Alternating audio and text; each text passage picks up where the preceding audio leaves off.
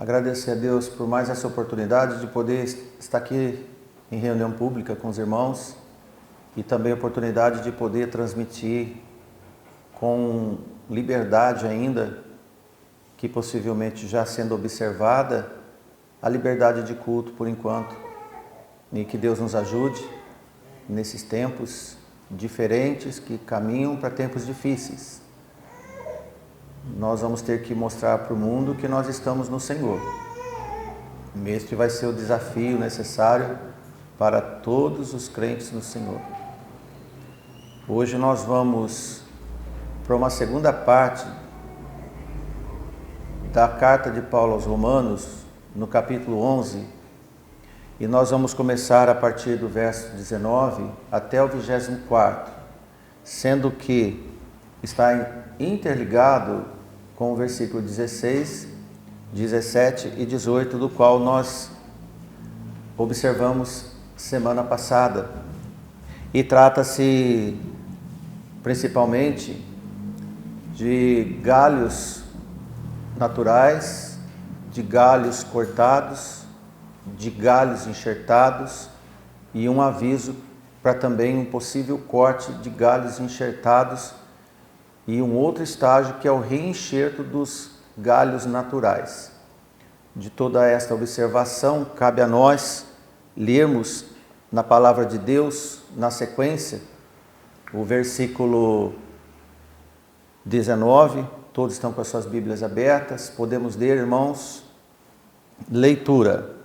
Dirá, pois, os ramos foram quebrados para que eu fosse enxertado. Está bem. Pela sua incredulidade foram quebrados e tu estás em pé pela fé. Então não te ensoberbeças, mas teme.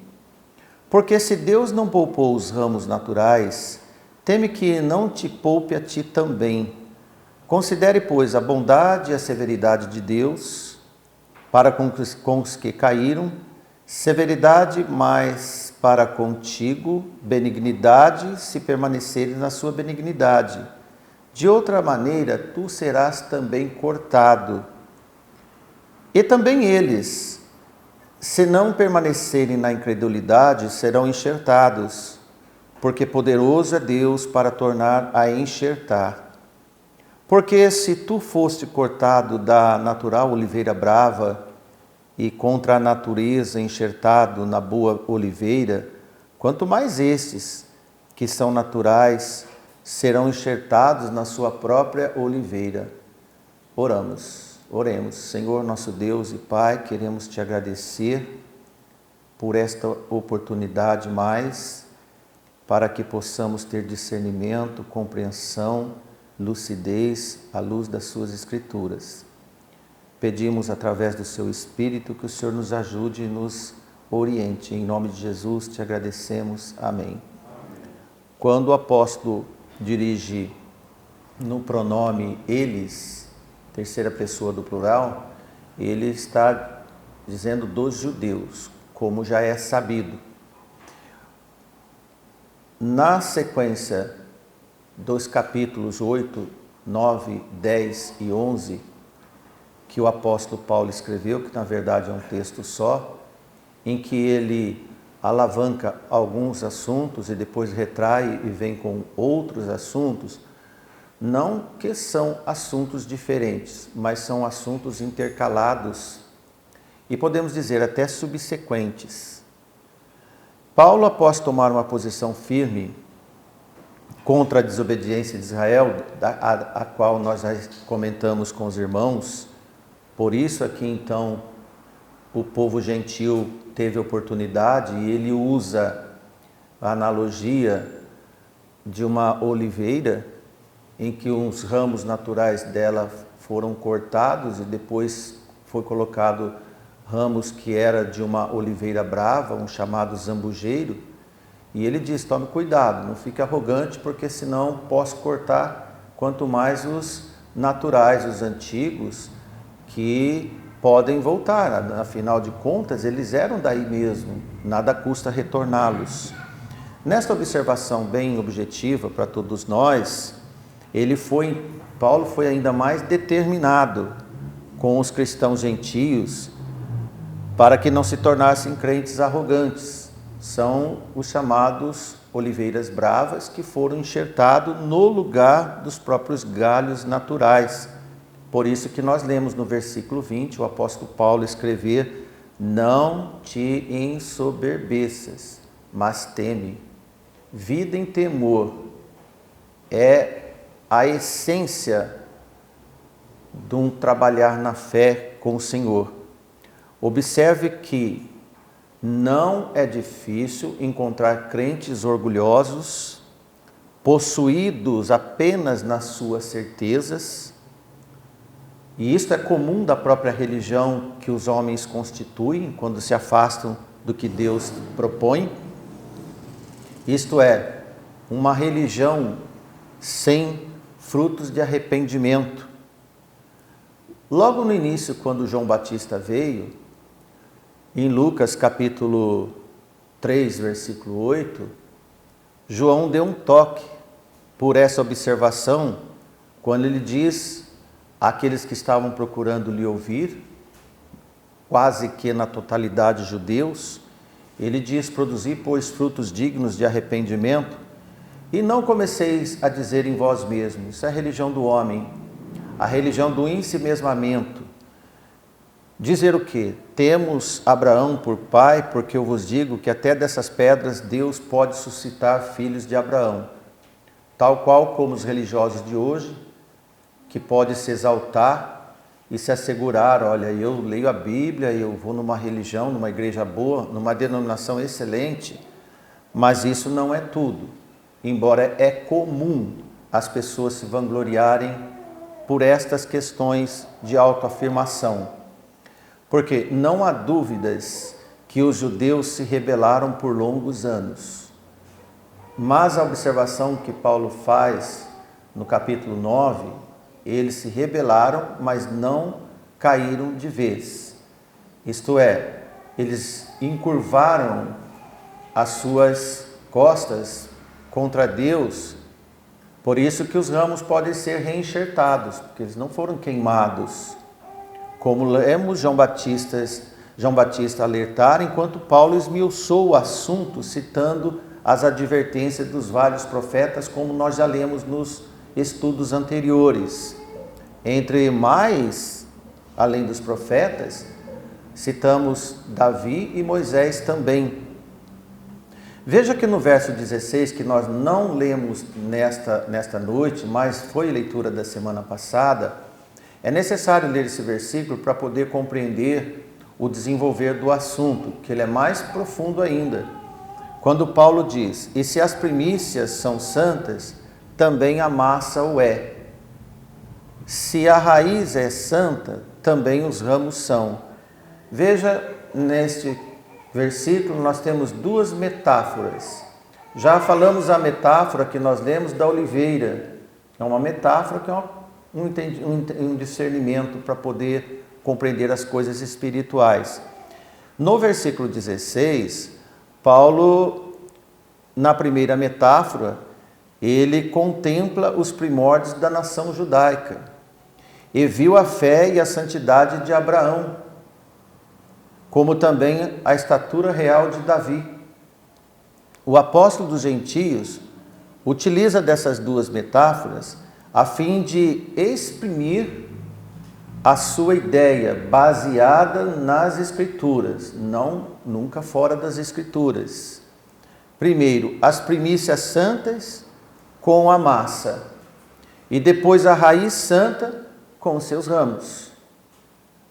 Encontramos aqui uma maneira poética até para afirmar que os grandes pactos que Deus fez, no caso as primícias ou a primícia a Abraão, a partir daquele estabelecido com Abraão, e incluindo os demais, os patriarcas, por isso as primícias no plural, tal como o pacto davídico e o pacto firmado com os patriarcas, e incluindo nisto as provisões dos alimentos para toda a nação de Israel, quando ele diz sobre a massa, nas ofertas alçadas das primícias das colheitas. Nesses termos todos, encontrarão seu devido cumprimento que Deus prometeu, em termos amplos demais, bem expansivos, para que a salvação dos remanescentes, agora na época do apóstolo Paulo, não pudessem satisfazer um todo, todos da nação, pelo menos por enquanto. É como dizer que, entre nós, gentios desse tempo, porque os nossos pais, e a maioria desta igreja está assim, que os nossos pais e avós alcançaram o evangelho da graça, não significa que todos os descendentes também abraçarão o arrependimento genuíno. Eles têm a seiva, teve o alimento, mas eles devem agora, individualmente, cada um, cuidar do seu próprio fruto. De forma, irmãos, que a primeira metáfora que fala da massa, na qual foi extraída uma porção, isto é, as primícias, a fim de ser feito um bolo todo consagrado ao Senhor, nas ofertas alçadas, essa consagração a Deus, finalmente haveria de se expandir até afetar toda a totalidade da massa, isto é, toda a nação. Paulo aqui, ele lembra o trecho de Números, capítulo 15, 19 e 20, que eu já peço para a irmã Ana projetar, enquanto nós vamos, na continuação, depois nós vamos ler. Na segunda semelhança, Paulo compara a nação de Israel a uma árvore. Espera-se que uma árvore produza frutos segundo a natureza das suas raízes, concorda, irmãos? Toda árvore vai dar o fruto, a laranja vai dar o fruto da laranjeira, o abacate do abacateiro, e assim vai. Espera-se os frutos condizentes com o que a própria árvore é, que vem da sua natureza, isso é, da sua raiz. Ora, essas raízes foram os patriarcas, ou ainda mais particularmente Abraão. O tronco e os ramos representariam o desenvolvimento da razão, partindo dos patriarcas. Os ramos, além disso, seriam os israelitas, e aqui entra, individualmente, cada um por um. É de supor-se que, em face de serem santas as raízes, como nós lemos, e que os ramos são nutridos através das raízes santas, eventualmente os ramos haverão de compartilhar a natureza que predomina nas raízes. Os pactos firmados com os patriarcas garantem essa participação por parte dos ramos em tudo aquilo que foi proporcionado pelas raízes. Assim, os filhos dos irmãos conosco usufruem das bênçãos na família e na igreja, por exemplo. Todavia, essa participação mediante uma transmissão real das bênçãos espirituais e não através da descendência física, porque DNA de Abraão eles tinham, e eles sabiam que tinham, e era verdade. Todos eles carregavam a afeição genética de Abraão. No entanto, irmãos, o espírito era individual. Um pacto de indivíduo por indivíduo seria necessário. Por isso que, mesmo sendo nutridos pela árvore santa, poderiam ser cortados por não produzirem frutos santos. E Paulo já toca isso para a igreja também. Não é diferente o que aconteceu com esta massa do patriarcado em relação à nação de Jacó, agora também em relação à igreja. Vemos que as primícias influenciam, mas não convertem. Abraão não convertia ninguém, a igreja não converte ninguém. Contudo, os patriarcas, ou no nosso caso a igreja, são os principais representantes dos crentes, e que somente Cristo é capaz de mudar a natureza deste galho, desse zambujeiro. E está enxertado, mas quem muda a natureza é Jesus. E Paulo estava tentando passar essa novidade para os judeus. Então, a primeira metáfora que nós vemos da massa do versículo 16 que lemos em Romanos 11, é uma referência à consagração da massa, como descrito agora em Números capítulo 15, versículo 17 e 21, que já está projetado aqui o versículo 17, e nós vamos ler. Falou mais o Senhor a Moisés, dizendo: Fala aos filhos de Israel e dize-lhes: Quando entrardes na terra em que vos hei de introduzir, acontecerá que quando comerdes do pão da terra, então oferecereis ao Senhor oferta alçada. Das primícias da vossa massa oferecereis um bolo de oferta alçada, como oferta da eira. Assim o oferecereis. Das primícias das vossas massas darei ao Senhor oferta alçada nas vossas gerações. É tão sublime quando nós lemos Moisés passar para o povo, que assim como nós tomamos a ceia do Senhor, como uma oferta ao Senhor do memorial que nós devemos ter, assim a oferta alçada, alçar é levantar, ela era simbolicamente oferecida ao Senhor, e isto representava uma dedicação contínua a Deus, de forma que eles receberam das primícias Abraão a informação do Senhor, e eles também louvavam ao Senhor, isto é, está dando os frutos do que eles são nutridos. Veja, irmãos, que o oferecimento das primícias garantia a massa toda, a colheita toda, e tudo era consagrado ao Senhor. A conclusão da ilustração das primícias sendo santas e da massa também sendo santa, isto para nós não temos dúvida. Aqueles que estavam vindo a Deus através do Evangelho eram santos. Era como uma massa agregada à massa santa e pertenciam todos a Deus. Iniciado pela massa, primícia, agora para nós o nosso Senhor Jesus Cristo. Se estamos no nosso Senhor Jesus Cristo, somos alimentados Ele como a nossa raiz, a videira verdadeira que nos alimenta. E a Escritura nos apresenta esta metáfora como real para nós nas nossas vidas. Então, a segunda ilustração que Paulo traz no versículo 16, essa segunda metáfora, é tirada da natureza mesmo. Enquanto a primeira foi tirada do livro de Números, como acabamos de ler, agora ela é tirada da própria natureza. Deus não derrubou a árvore, nem cortou o tronco e nem retirou raiz nenhuma em nenhum momento. Pois a raiz é santa e a videira é santa.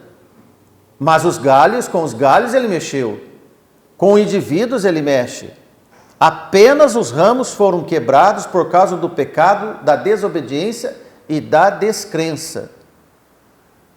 Jesus é a videira e os ramos somos nós, agora nesse tempo, tanto nós como os judeus. E na leitura próxima, nós vamos ver que tem um tempo determinado para os gentios também. No entanto, irmãos, a observação interessante é que os judeus nasceram espontaneamente desta videira, brotaram da videira, isto é. Agora, os gentios não, e eu e você não. Nós não podemos esquecer. A graça veio até nós. Ela não nasceu em nós. Os judeus nasceram com o pacto de Abraão, mas eles precisaram cair para depois entenderem que eles também precisam da graça de Deus. E veja que ramos quebrados não foram queimados. Lembre-se que Paulo escreveu que os judeus apenas tropeçaram, mas não caíram. A salvação, podemos concluir que não perde. Não existe desfiliação na palavra de Deus. Também escreve que Deus não rejeitou o seu povo no capítulo 11. Observe que no capítulo 9, quando nós lemos, algumas semanas atrás, se ele for separado, isolado e trancafiado, dá um parecer de uma nova doutrina de natimortos determinados para sempre. Essa teologia foi completamente tosada no capítulo 10. Diga-se de passagem, o capítulo 10 assemelha-se em muito ao Sermão da Montanha. Podemos ver alguns versículos em Romanos capítulo 10, por exemplo, o versículo 9. E se você lembrar o sermão das Beatitudes, o sermão da montanha, você vai fazer uma associação. E ele diz, a saber que se com a tua boca confessares ao Senhor Jesus e em teu coração creres que Deus o ressuscitou dentre os mortos, serás salvo. Visto que com o coração se crê para a justiça e com a boca se faz confissão para a salvação. Porque a Escritura diz, todo aquele que crê nele não será confundido. Porquanto não há diferença entre judeu e grego, porque um mesmo é o Senhor de todos e rico para com todos os que o invocam. Esta é a questão límpida, cristalina, que Deus não faz mais acepção de pessoas. E qualquer teologia que prega acepção de pessoas, ela não está andando na obediência aos escritos do Senhor. Até parece, irmãos, um novo linguajar, sendo que é um suplemento interligado entre todas as escrituras, nessa oportunidade na carta dos irmãos que estavam em Roma.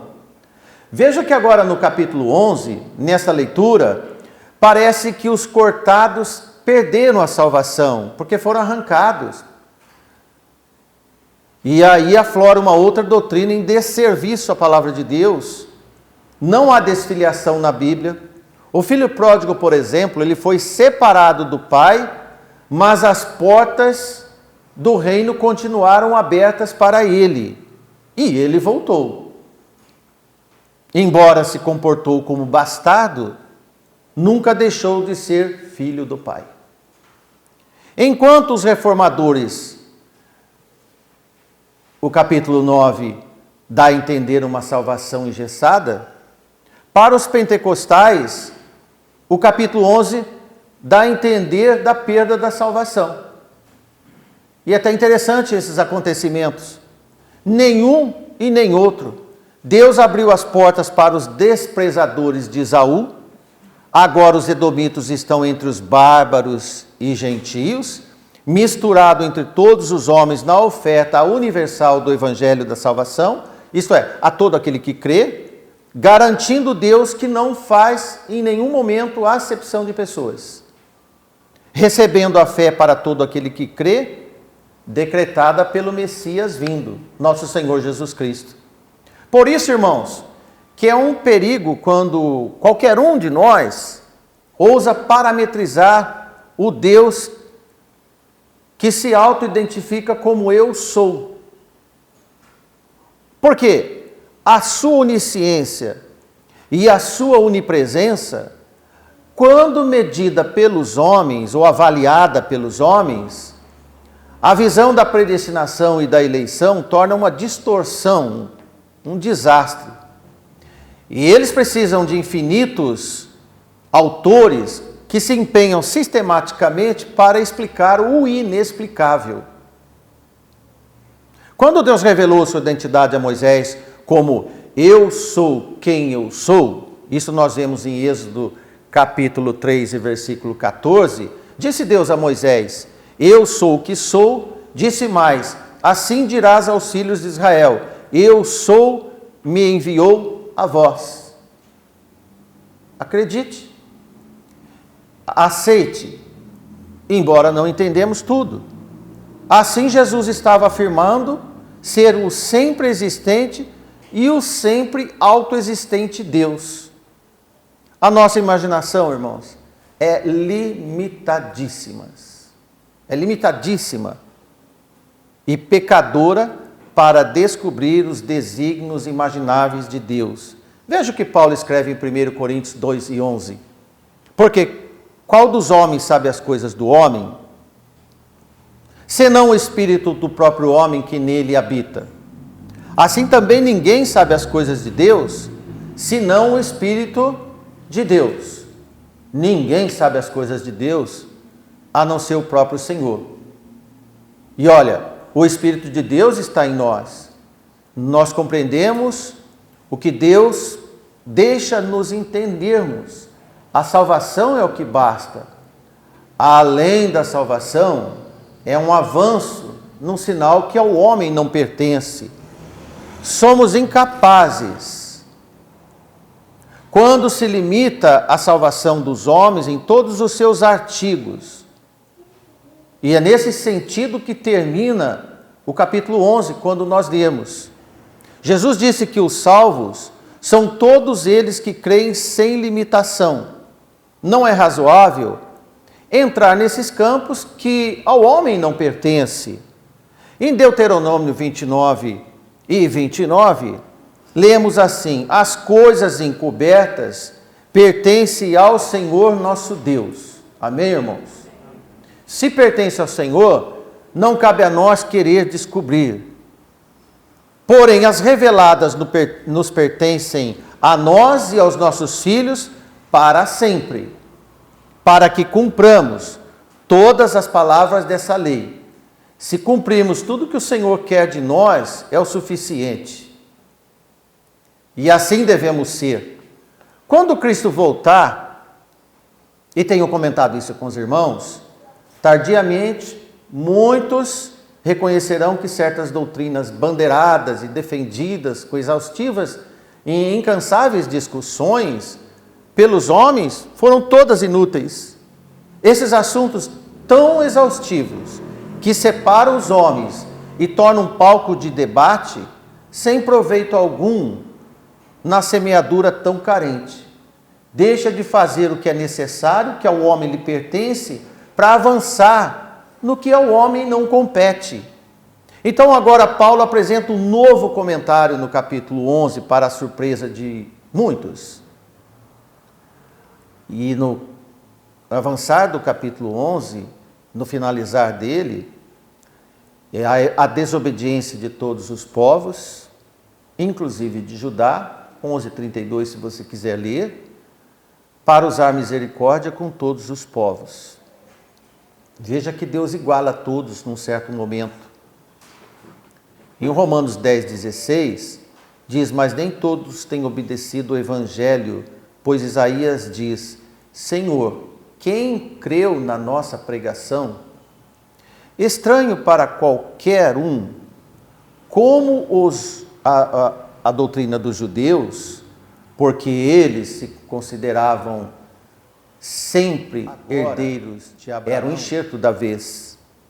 Enxerto este que a Deus pertence o conhecer, o determinar, quanto nós pregamos o evangelho a toda criatura. Quanto a nós, é pregar o evangelho a toda criatura. Esta é a nossa incumbência. Pelo contrário, se não pregarmos o evangelho e mantermos numa autossatisfação religiosa, seremos orgulhosos como os judeus foram, correndo sério risco do esquecimento que somos filhos adotivos, filhos de adoção. Sim, aquele velho zambujeiro que não podemos esquecer, não podem dar as cartas, porque facilmente pode ocorrer o recorte da base do enxerto. Como está escrito, versículo 20, por exemplo, está bem, pela sua incredulidade foram quebrados os judeus, e tu está em pé pela fé. Nós estamos em pé pela fé. E então, não se ensoberbeças, mas tema. Irmãos, que tal trocar a arrogância, o orgulho religioso, pelo temor e a fé? E continua: porque se Deus não poupou os ramos naturais, teme que não te poupe a ti também, onde nós acabamos de ler.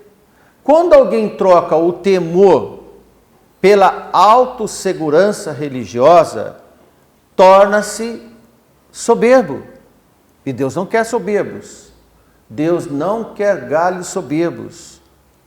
E aí, no estágio da soberba, do orgulho, vai esquecer que a bondade e a severidade de Deus andam juntas, de acordo com a necessidade, fazendo o revezamento de acordo com a necessidade de ou enxertar ou cortar. Quem não pertence, ou quem não permanece, na benignidade de Deus, será cortado, é o que Paulo escreve. Porque Deus é soberano, poderoso, que pode refazer ou desfazer qualquer coisa. E não tem como nós premeditarmos. Inclusive, estar ligado a Cristo, a videira verdadeira. O temor é que nos faz permanecer até o fim, e a fé que nos faz estar em pé, quando nós vimos no versículo 20. Então o temor faz com que nós nos acheguemos a Deus. E a fé é que nos faz estarmos em pé. Por mais que não se note, não pregamos a perda da salvação em nenhum instante. Apenas o Senhor conhece as credenciais de cada um de nós. Os salvos têm entrada unicamente pela graça. Da mesma forma como ele conheceu e conhece a credencial de cada galho dos judeus. Conhece a história e o coração de cada um de nós, a intenção de cada coração. Se alguém desconsidera a graça, traz consigo a severidade de Deus. Qualquer abusador da benignidade de Deus está na provocação a Deus. Foi o que os judeus fizeram e torna-se, na verdade, um cúmulo da insensatez. E nesse estágio, passa a ser um corpo estranho na videira. O aviso, irmãos, que Paulo passa, ele está claro. Se Deus não poupou os ramos naturais, não será com os insensatos que ele vai tolerar. Isto é, não serão poupados. A continuidade dessas misericórdias depende da fidelidade de cada ramo. As misericórdias de Deus estão atreladas à fidelidade, porque os fiéis serão preservados. Se, como os judeus, na concepção dos privilégios dos salvos, de modo a produzirem em vaidosas autoconfianças e orgulhos, como os judeus fizeram, também seremos ou serão rejeitados todos os gentios que se afastarem de Deus. Porque esse fato real entre nós deve afastar e reprimir a vanglória, o orgulho e fazer de nós buscadores, cada dia mais, do temor, da vigilância, da paciência e uma fé persistente.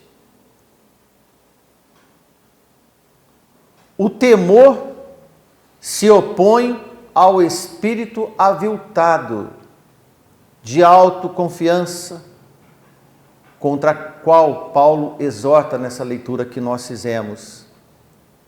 Podemos falar entre nós, irmãos. Crente batista orgulhoso não é incomum. Aqueles que olham para os outros como inoportunos, inconvenientes, tais quais como os judeus faziam. Esquecem, por exemplo, o segundo grande mandamento, que é dependente do primeiro mandamento. Porque quem menospreza o próximo, como é que vai amar a Deus? Pois, sejamos todos nós humildes, como alguém que precisa e é necessário, que é caso de sobrevivência, estar continuamente na guarda da vigilância e na persistência da fé. Enquanto o sistema da salvação bíblica produz em cada um dos galhos fiéis a fé com solicitude para se preservar, dando frutos, quem permanece temeroso na fé, receberá as bênçãos de fé. Isto é, será nutrido cada vez mais, abastecido cada vez mais por Deus. Em Mateus 24, versículo 12 e 13, diz o Senhor: e por se multiplicar a iniquidade, o amor de muitos esfriará. Esses são os vendavais que vêm nessa oliveira. Esses são os contratempos que vai afrontar, que afrontam a oliveira. E ele diz: mas aquele que perseverar até o fim será salvo. Esses frutos são melhores. Todos nós, um dia, mostraremos a salvação de fato, quando permanecermos fiéis até o fim da nossa estada neste mundo. Sabemos que os tempos estão modificando. Os tempos estão piorando. A provação vai aumentar. E quanto mais nós somos provados, mais seremos aprovados. Mais seremos nutridos por esta raiz. E o Senhor não vai nos abandonar. Amém? Dessa forma, nesses tempos, até o dia da chamada do Senhor, cada um vai comprovar as credenciais do reino eterno. E precisamos ter. Não se iluda consigo mesmo.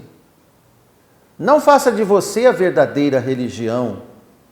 Não faça da sua concepção o que você acha que deve ser ou não ser.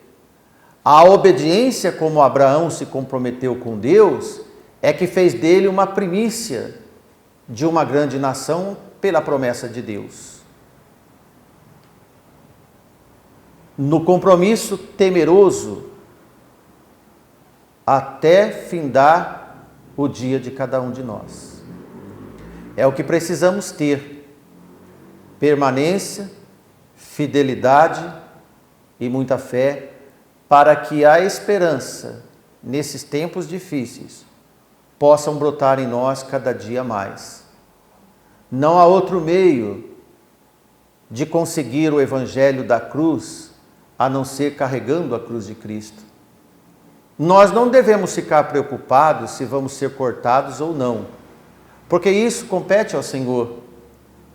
Ele não pediu para nós ficarmos preocupados com perder a salvação, mas Ele pede de nós a santificação. Ele pede de cada um de nós o exercício fiel ao nosso Salvador. Que nós nunca esqueçamos do compromisso de fidelidade na humildade, que um dia nós nos arrependemos para chegar ao Senhor. E Ele conceber em cada um a salvação. Para que nós não possamos viver preocupados com perda de salvação. Perder, você perde galardão.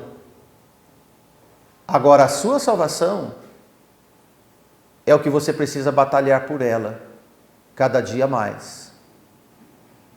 Lançando fora o desânimo, lançando fora a multiplicação de iniquidade.